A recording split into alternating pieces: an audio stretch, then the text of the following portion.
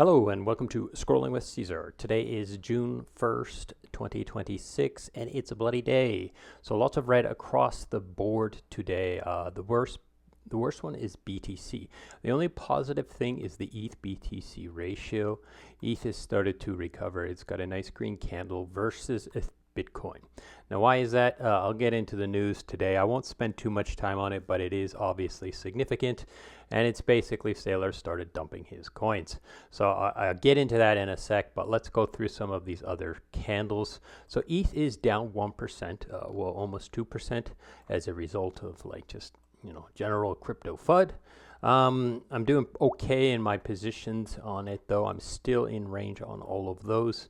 The gold one, I'm out of range now. I'm bouncing around out of range. I haven't changed this yet. I'm really considering whether or not I should or I need to or what have you. Since I'm out of range, I could pull it down. I'm not sure. I'm going to think about it a little bit longer and kind of continue with this. I might just pull the gold out and hodl it for a little bit. I might sell it. I don't know what I'm going to do. I'm going to think about it. It's not really doing much right now. It's just basically holding spot gold, which sucks big time. I need interest-bearing gold coins. I don't want to hold idle gold. But anyways, I'll think about how to handle this on my own, and then maybe I'll let you guys know what I did. So what are we looking at? So hype is down as well. I'm doing okay with my hype concentrated liquidity positions. I'm still in quite good range on Ramses, but I might widen this. I don't know. I think it's okay.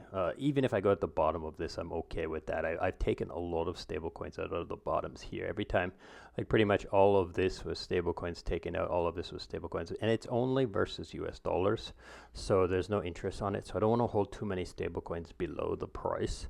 So I'm going to consider how to handle that myself. So Sonic's just bouncing around at the bottom as it is. Of course, the S&P is doing okay. As always, Trump's taking care of his boys, and us, we're just left in the red in the death spiral. Okay, so let's get on to the news. So today's news is right here. Michael Saylor has done his report.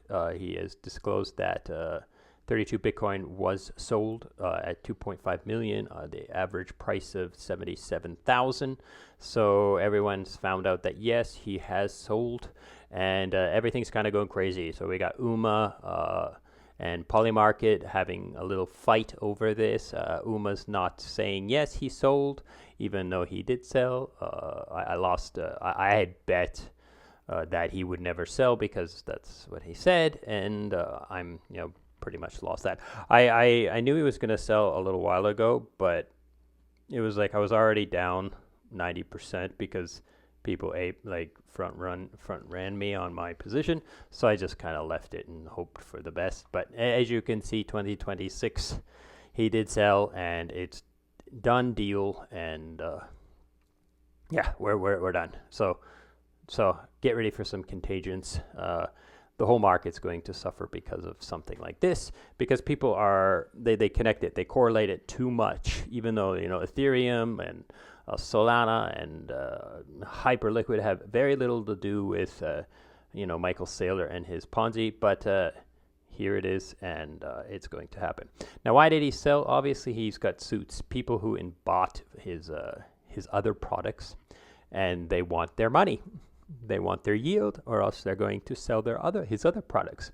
So he basically sold out so that he could produce traditional finance products and sell those instead.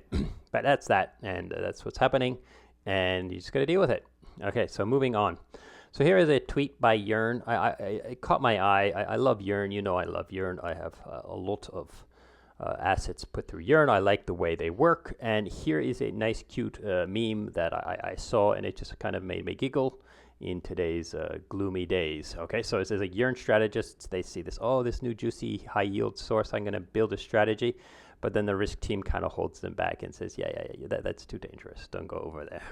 So that's kind of a great reminder of how good Yearn is. It's got an entirely different team to to build the strategies from the team who assessed whether or not the capital is, if whether or not that strategy is risky or not. So I really like this kind of stuff. It's kind of like they do with the Llama risk team. They don't build, they assess the risk, and then another team builds, and so forth.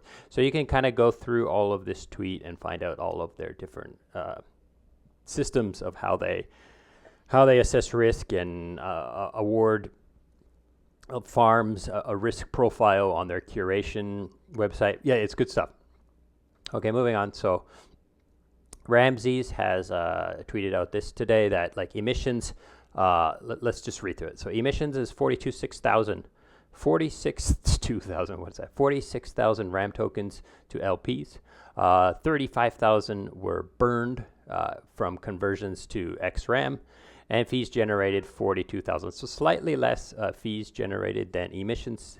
However, more than half, like I don't know what that number is, maybe off the top of my head, maybe 60 or 70% of the RAM was burned. So yeah. So that's good. So anyhow, do you, and but I'm gonna keep talking about Ramses for a while now. So I like it. I love them, and I'm using them. The only thing I don't like is that they're only on Hyperliquid, and I have lots of assets on other chains that I want to use them on. But anyways, let's move on. So Liquidity. I've got 2 tweets today from Liquidity, and in good faith. Okay, so first of all, Igneous, he tweeted out yesterday. I replied to him as well. But make Ethereum Foundation acquire Liquidity and the Bold stablecoin. Mint loads of Bold with ETH collateral, demand that ETH pumps, and he's like, put Bold in all the liquidity pools and just get rid of USDC, because the USDC like froze this protocol on the weekend. Froze everybody in there because one person is a bad actor. Okay, so anyhow, so they're just reminding you that no one can acquire Liquidity. It's immutable. There's no admin functions. It's just they could definitely mint Bold. They could definitely suggest people to use Bold. They could put Bold in their treasury. They could like mint, instead of paying people with USDC and selling ETH on CowSwap for USDC, they could mint Bold and use that to pay people. They could do all kinds of stuff like this. They could just, support it, audit it, look at it, support it, and that would be enough, I think. But anyways, I'm going to continue to farm my Bold. I feel cozy and comfortable inside those stability pools, and I'm going to keep doing it. So another tweet from Liquidity, and this is in regards to the freezing, so that USDC froze. So just a reminder that Bold cannot freeze. They cannot freeze your stablecoins. It's completely decentralized. Just more ETH locked as collateral. It's censorship resistance. 15 billion on-chain demand for decentralization. Share goes 5 to. I don't even know what that means. I'd have to think about it a little bit. Just hold stables that back Ethereum. Just hold Bold. So yeah. Like, if it's a weird one, because like I don't know why it's so hard for people to understand. Like, if you are an Ethereum maxi, and you shouldn't be selling your ETH for USDC. Now, if you like, of course, if you're an individual and you need to pay for things, you have to pay for your mortgage, you got to buy your kids new shoes. There's a case where you might need to sell some for this or that. You might want to de-risk. You might want to take, some profits or what have you, all of that kind of stuff. But something like ETH, the Ethereum Foundation, they shouldn't be selling ETH for USDC. They should just be minting Bold on a consistent basis, selling a little bit, arbing the peg. They don't want to dump $10 million in one clip, but like they can just ladder through this kind of stuff, and then they won't be selling any Ethereum, right? Like all of these guys should be doing this, I think. Anyhow, so there is some other opportunities too, like this ETH carry vault and so forth. But anyways, I don't want to dwell too long on it. I talk about it every day, and I'm going to continue talking about it every day. So let's move on.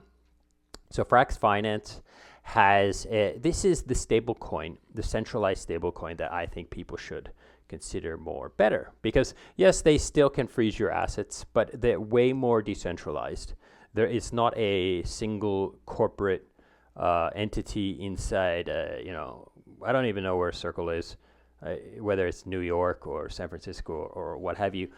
But it's Frax is not that. It's not a single suit who's running the whole show and and they're just harvesting everyone's yield. They're basic. USDC is basically a traditional finance bank. It's just the way. How do I explain? They're giving nothing back and they're taking so much. Whereas Frax Finance gives everything back to the users. If you hold FRX USD in so many places, you're getting your share of the T-bill, the centralized assets, the T-bills, the bonds, and all the other stuff they have. You're getting your share of it. They give back to the users who put their stablecoin to work in places, right? So you can check that out. But here we have Alto, which is another stablecoin protocol. They have decided to use FRX as their other stablecoin. So it's DUSD, and it's paired with FRX in a liquidity. So it's their default stablecoin for liquidity. So another project has adopted FRX USD as their right side stablecoin, and I think this is fantastic because that's what I want. I want more and more people to start looking at Frax as a alternative to USDC. Now again, I'll come back to Bold and say this is a different product. This is a different thing. You can consider it is a stablecoin, but it's a very different mentality. So I would say hold Bold for sure, but I would also say hold FRX USD because they are different entities. They serve their different purposes. Okay. Now, of course, you're not going to hold all your money in Tesla stock. You will hold it in other stocks as well. So that's kind of how I think of this. Okay. Okay, here we have Nathan Jur. He tweeted this out today, and I started thinking about it. So let's see what it says. The capital versus labor debate isn't about how much one needs. At 10 million net worth, you're obviously good enough. Yeah. So once you have $10 million, you can probably live comfortably, and you don't need to worry about money, right? But the pertinent question is, who does a better job of allocating the surplus? The person who created it or the government? It's obviously the former. So he's saying he's defending the idea of not giving the government more and more and more money, right? We don't want the government to just handle everything. That's sheepish. There are people who are much better at handling finances than the bureaucratic government who wastes and has been proven to be victims of mass fraud and stuff like this. So that's kind of what he's getting at. And it kind of leads me to my next question, or my next tweet here, which is about the Netherlands. So the Netherlands just told their citizens to go to hell.